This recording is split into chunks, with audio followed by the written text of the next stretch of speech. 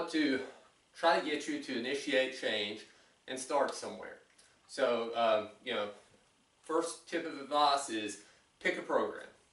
Pick a program, be impatient with that, quit being so patient and searching for the perfect program, and just select a program. Doesn't have to be mine, it can be any program. First thing is, just pick a program and go with it.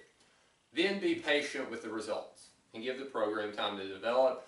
Make sure that it is going to work or that it's not, and then switch again instead of constantly looking, never deciding, and not taking action. Now, what I found out is there's usually two reasons why people don't start programs.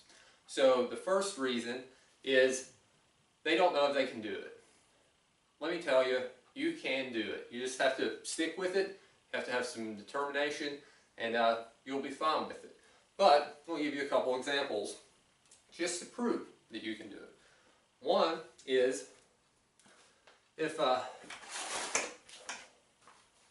pretty much if you can do this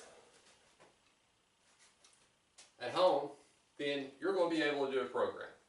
So if you can pick things up, if you can move, if you can carry objects, then that's all weightlifting is. That's all training and resistance training is doing that.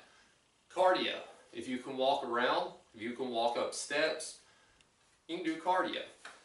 What most people find though, most people, they overdo it. They do too much.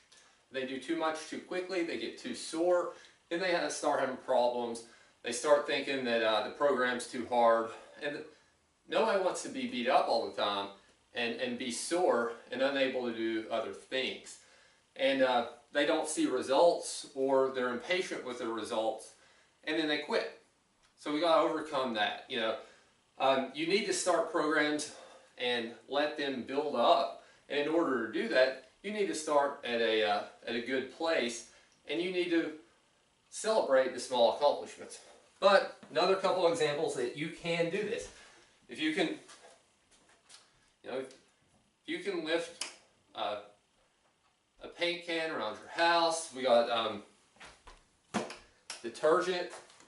You can maneuver these things around, milk jugs, things like that. Then clearly, you're going to be able to, pick up a weight. It's going to be the same type of resistance. We're just going to do it a few more times, and we're just going to do it maybe at a faster pace. But the tools we use for weightlifting are just tools. And the reason we do the weightlifting and the strength training is to make things better and easier in our everyday life. So if you can do the everyday things, then you can do the weight training. So don't overcomplicate it. Don't make it more, don't make it harder than what it is.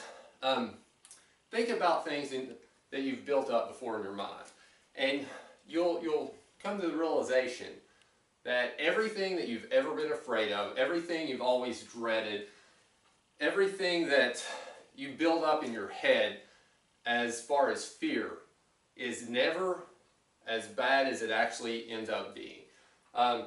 Public speaking, or whatever your phobia is, whatever your fear is, people dread maybe talking with their boss at work, or a hard conversation with a principal or a teacher about their children at school.